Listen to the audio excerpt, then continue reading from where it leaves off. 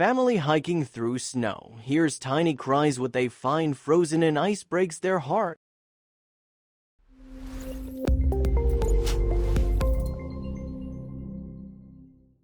Last weekend, after a powerful snowstorm swept through the region, a North Carolina resident named Scott decided to go hiking with his 2 children in the woods near their home. The forest was quiet and covered in snow as they walked deeper into a remote area far from any houses.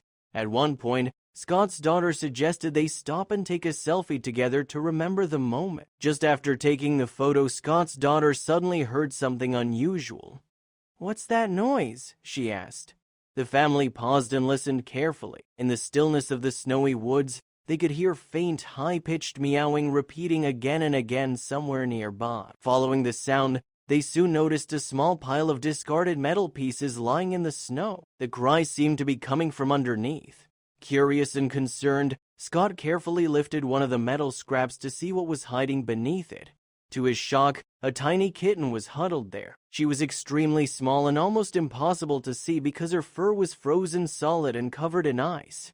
Blending into the snowy surroundings, she looked like part of the frozen ground itself. Scott gently freed the kitten, whose fur had partially stuck to the cold metal. Seeing how cold she was, Scott's son quickly removed his gloves and cupped the little kitten in his warm hands to help bring her body temperature back up. At that moment, the kitten finally seemed to relax, as if she realized she was safe. The family hurried home as fast as they could.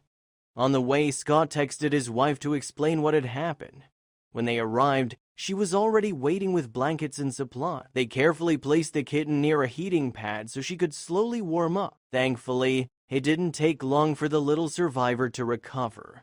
After warming up, she began gaining strength with kitten formula and plenty of affection from the entire family. A veterinarian later confirmed that she was only about 4 weeks old, but otherwise healthy. The family decided to name the kitten Elsa.